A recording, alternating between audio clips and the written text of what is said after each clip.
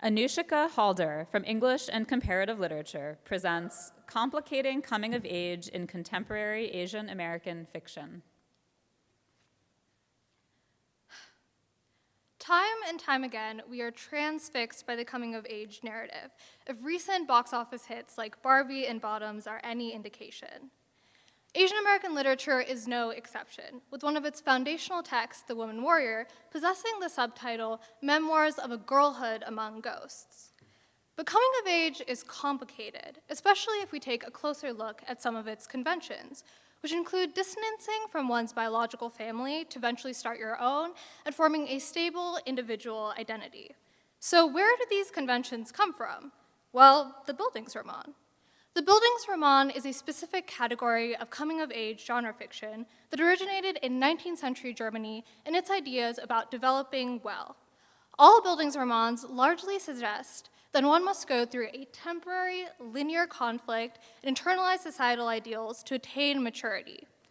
Asian Americans particularly face a unique pressure to adopt societal ideals to avoid being labeled as perpetual foreigners.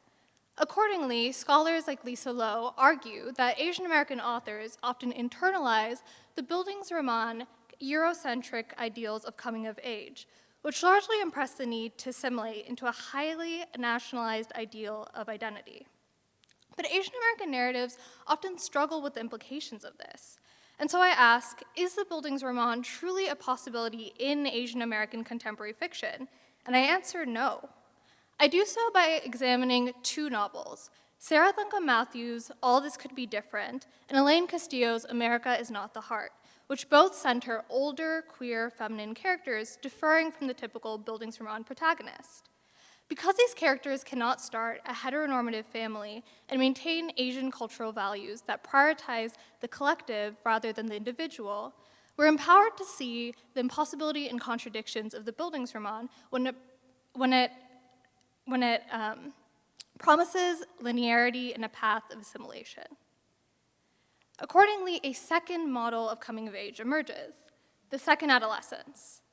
Second adolescence is a term generally applied to LGBTQ individuals who often initially reject their authentic selves due to familial and societal pressures. There is no linear progression here, only the potential for rupture and change. By using this model instead, the novels point to the impossibility and contradictions of the Bildungsroman for Asian Americans as a whole more broadly, as many reject their authentic selves and adopt the Bildungsroman ideals only to be dissatisfied and disillusioned. So why does this matter?